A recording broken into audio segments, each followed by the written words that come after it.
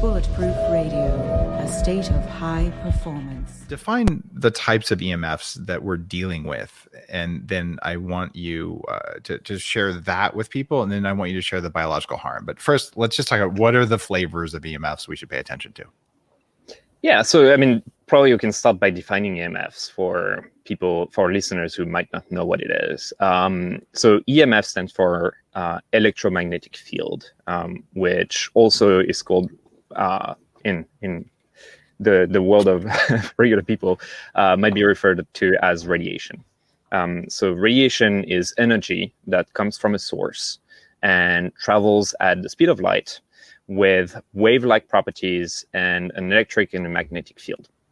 So now that I've said this and geeked out on engineering stuff, that doesn't ring a bell for anybody. So let me give you some concrete example of what EMFs can be. So EMFs vary based on the frequency that they have, which is the number of waves that will pass through a fixed point per second.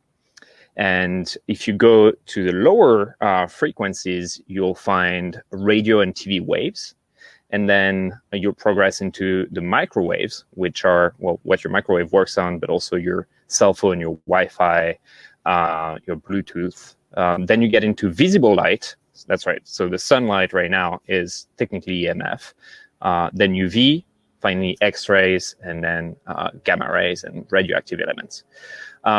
So everything that is above visible light has very, very high energy. It's called ionizing radiation.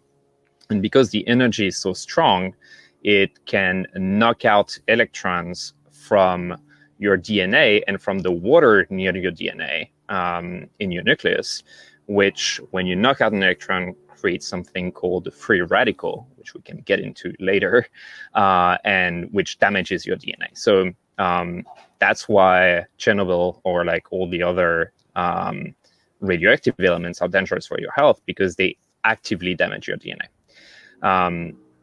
The EMF that we're talking about here with Dave are specifically microwaves.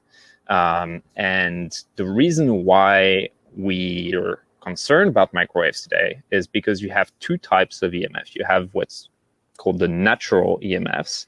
And then, so like the sunlight, for instance, the Earth is naturally emitting very, very low frequency EMFs as well. And then you have the man-made EMFs, which are pulsed radiation, and that is not found in nature. And so what studies have shown is that the body reacts to man-made EMFs, whereas it's adapted to the natural EMFs that are present. So what does this reaction mean? And this is where it gets interesting, and this is where LEMS got started. The reason why LEMS got started is because today there is over 30,000 studies showing that EMF, and especially microwaves, can have an adverse effect on your health. 30,000 studies? Yeah, 30,000. So it's we can get into the whole why don't people hear about this? But the science is there, and the science has been there for a long time now. I agree that the science is there. I'm also from Silicon Valley, where heck, we invent half these EMFs, right? So most of my engineering friends are saying, Dave, these aren't heating the tissues enough to cause any harm.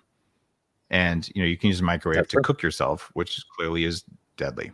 But the core assumption behind what they're saying is the only way these cause harm is by heating. And there's 30,000 studies. How many of those approximately are just saying, oh, look, heating tissues with microwaves is bad? And how many of them are actually looking at other effects? I mean, close to none of them are looking at heating. And the reason for this is because that's not what's concerning about EMFs. And actually, today, the safety standards have been set by the FCCs in the 90s, by the way, which is already something that is interesting, meaning in the 90s where you had the cell phone, where if you were considered a heavy user, that's when you were using your cell phone 2 hours per month. And So the safety standards were set based on how much it heats your tissues, not based on oxidative stress, which is the real mechanism, and we can get into it, of how EMFs are impacting your body. And if you want to know why you haven't heard about oxidative stress with EMF and rather heating, let me just give you one number, which I think is going to say it all, is the telecommunication lobby, the wireless lobby is spending about $100 million a year